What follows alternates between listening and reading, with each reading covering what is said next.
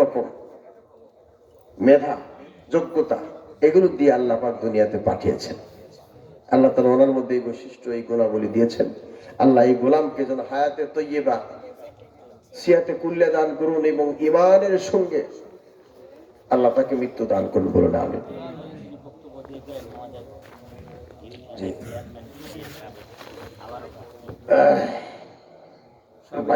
ভাই তো কিছু বললেন না, ভোট টোট চাইলেন না। রবিউল ভাই চলে গেলেন। যাই হোক, রবিউল ভাই প্রথম থেকে ছিলেন। তা উনি বললেন যে কয়জন লোক আছে, আমি এখানে ঘুরে দেখলাম 148 জন লোক এখানে আছে। 148 জন লোক এখানে এই ময়দানে এখন বসা আছে। আলহামদুলিল্লাহ, 148 জন লোক কিন্তু একেবারে কম নাই। এইগুলো যদি প্রথম থেকেই থাকতো তাহলে আমি একটু ভালো করে কথা বলতে পারতাম। আপনার শেষে আসছেন, যা হোক।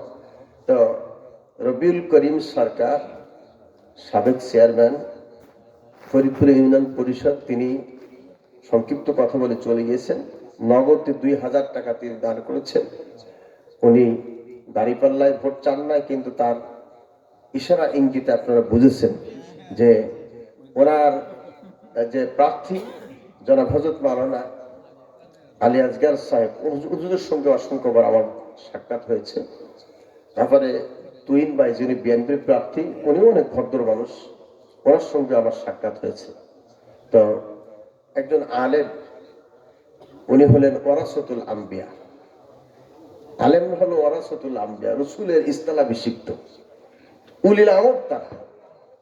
তো ও তার জন্য দোয়া চেয়েছেন এবং দাঁড়িপাল্লা প্রতীকে তিনি ভোট চান না, ইশারা ইঙ্গিতে বলেছেন। আবার এই এলাকায় একটা ট্র্যাডিশন আছে যে কোন বক্তা যদি কোন প্রার্থীর পক্ষে ভোট কামনা করে তাহলে বক্তা রাম ধুলাই দেওয়া, কথা কয় না, রাম ধুলাই দেওয়া হয়। এই অবস্থা ফরিদপুর সম্ভবত থানা, যে মাদ্রাসা থানা, হেফজখানা, এখানে বোধহয় একটা ঘটনা ঘটেছে। আমি কিছুদিন আগে এখানে আসছিলাম, আপনাদের এই মাদ্রাসা ঈদগাতে, না ঈদগাতে আসছিলাম, ওখানে আমি শুনছিলাম।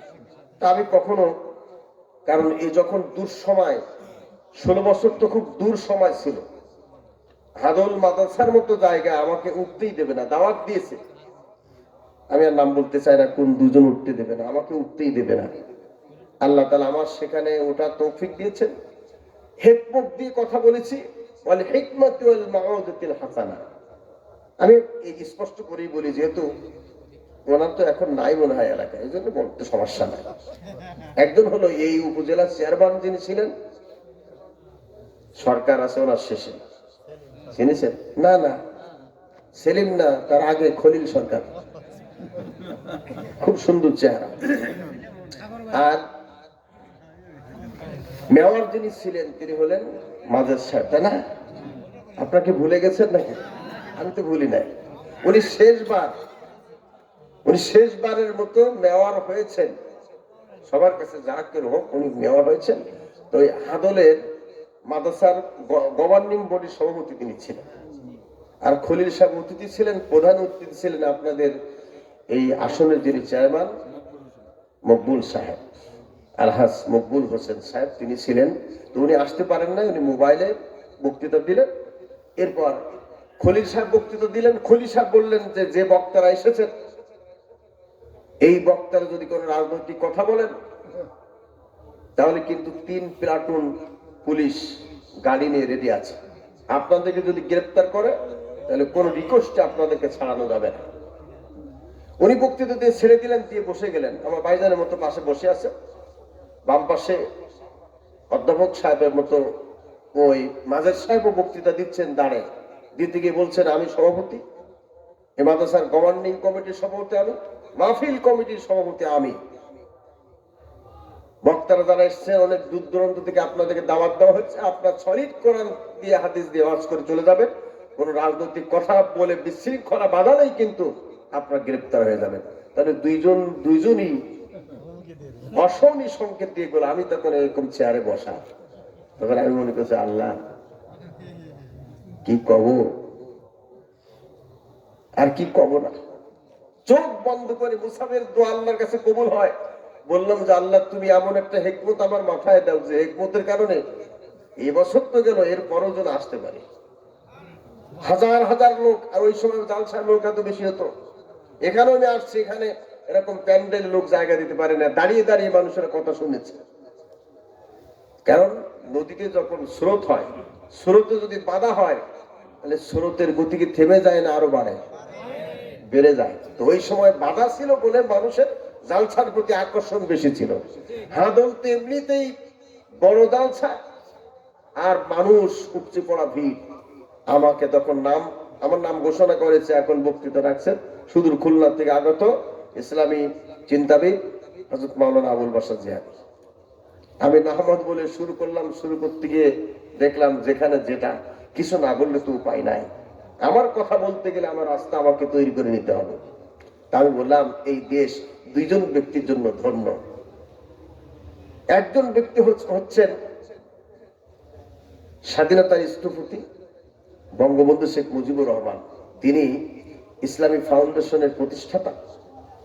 বাইতুল মোকাররমের জায়গা তিনি বরাদ্দ করেছেন, টঙ্গীর ইস্তেমার ময়দান তিনি বরাদ্দ করেছেন, ইসলামের অনেক কাজগুলো তিনি করেছেন। আল্লাহ তুমি তাকে জান্নাতুল ফিরদাউস নসিব করো। সবাই আমিন বলেন। তা আমিন বলতে গেলে কেউ আমিন বলতে চায় না। আমি ধমক দিয়ে বলেন, সবাই বলেন আল্লাহুম্মা আমিন।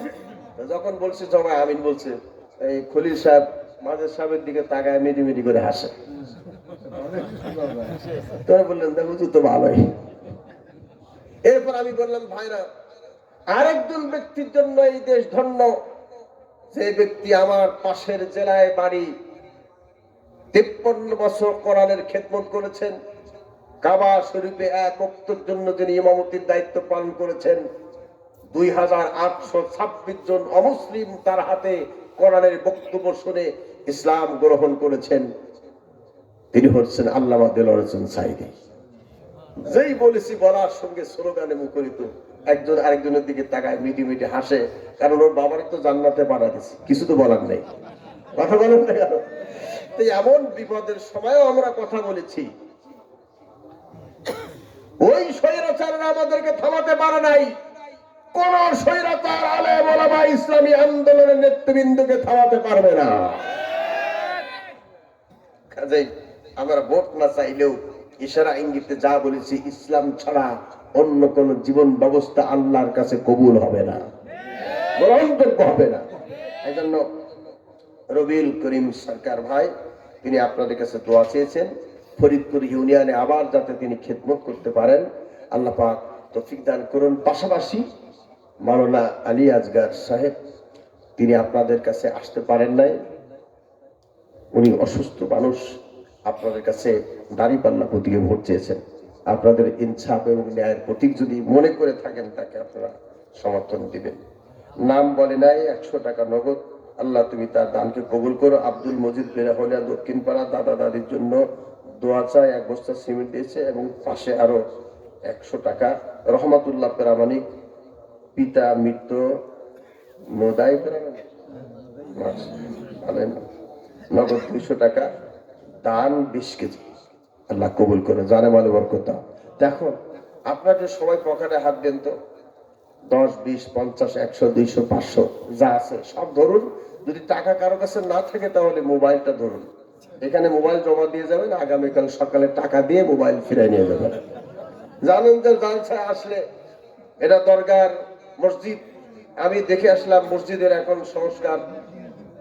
সংস্কারের কাজ বাইরে এখনো প্লাস্টার পর্যন্ত হয়নি। আমি ঈদ দেখে আসলাম আসার সময়, ভিতরে যা হয়েছে আলহামদুলিল্লাহ, কিন্তু বাইরে এইভাবে যদি থাকে তা লবণ ধরে যাবে। এই জন্য বাহিরের কাজ করার জন্য লাখ লাখ টাকা দরকার আছে। আল্লাহর ঘরের জন্য এই মাহফিলের আয়োজন হয়েছে। তা আপনারা তো জানেন যে ওখানে গেলেই কিছু দিতে হবে, নিয়ে যেতে আসেন নাই, মোবাইল নিয়ে আসেন। যদি মোবাইল না থাকে তাহলে গায়ের চাদর খুলে জমা দেবেন। শীত কাহাকে বলে আজকে তো কিছুটা বুঝতেছেন, এবছরের শ্রেষ্ঠ শীত আজ। পকেটে হাত দেন, তাড়াতাড়ি পকেটে হাত দেন, হাত দিয়ে 100, 200, 500, 1000, 2000 যার যতটুকু সমর্থ আছে তাড়াতাড়ি নিয়ে আসেন, তাড়াতাড়ি নিয়ে আসেন। তাবারক ঠান্ডা হয়ে যাচ্ছে আলহামদুলিল্লাহ। তো মাহফিলের 14 বছর সভাপতি, উনি অত্যন্ত বড় একজন শিক্ষিত মানুষ। তো উনি উদ্বোধন করে দিলেন, 1000 টাকা দিয়েছেন, লিল্লাহে তাকবীর। খন্দকার আশরাফ আলী সাহেব সভাপতি সাহেব 1000 টাকা, লিল্লাহে তাকবীর। আল্লাহ দানকে কবুল করে বলুন আমিন। এই গাদারা, এই তোমরা তো যুবক মানুষ, তোমাদের রক্ত এখনো গরম।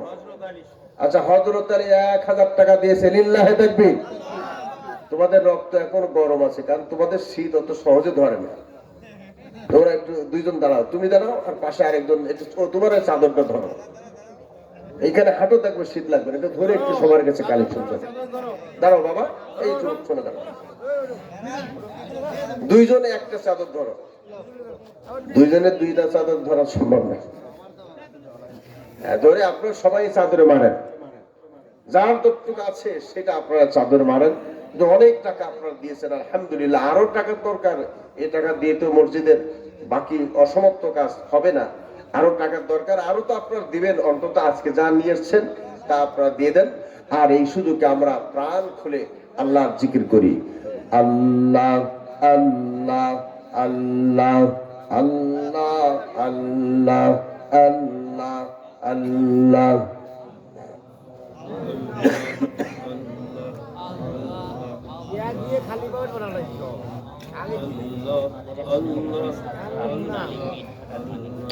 আব্দুল আলিম ইট ভাটার মালিক, এত বড় ভাটার মালিক, 1000 ইট দিলেই তো হইতো না? এবছর মানে ব্যবসা খুব একটা ভালো না। ও আচ্ছা, 1000 টাকার সাথে 1000 ইট। আল্লাহ আমার ভাই আব্দুল আলিমের ভাটায় তুমি বরকত দিয়ে দিও। প্রত্যেকটি ঈদ যেন 1 নম্বর এবং ক্রিকেট হয়, যার দাম বেশি, আল্লাহ তুমি কবুল করো, বলো না আমিন। লিল্লাহে তাকবীর। আব্দুল আলিম ভাই, আব্দুল আলিম ভাই দানবীর, দানবীর, লিল্লাহে তাকবীর। আল্লাহ দানকে কবুল করে দাও।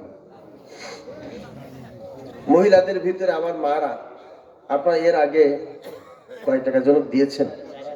4015 টাকা দিয়েছেন আমার মায়েরা। আমি তো আপনাদের কাছে চাই না, এটা আপনারা আগে থেকে দিয়েছেন। তো এখন যে আপনারা আওয়াজ শুনছেন বা আমাকে বোধহয় দেখতে পাচ্ছেন, 500 টাকা দিয়েছেন। আল্লাহ তোমার এক গোলাম দানকে কবুল করো, জানে মালে বরকত দাও। আমার মায়েরা, এই মুহূর্তে এই পুরুষ প্যান্ডেলে যেমন পুরুষেরা চাদর ধরেছে, আপনারা আপনাদের ওড়না বা চাদরটা একটু ধরে ওখানে নগদে যা হয়, যার কাছে যা আছে একটু টান মারেন, ইনশাল্লাহ সবাই দেবে। নিয়ে আসছেন যেহেতু আপনারা দিয়ে দেন। আলহামদুলিল্লাহ, আল্লাহ। আচ্ছা, বাজার কালেকশন কত হয়েছে এখানে হিসাব দেন। আর তাবারুকের কাজে যারা নিযুক্ত আছেন, আপনারা তাবারুক নিয়ে আসার জন্য প্রস্তুতি নেন।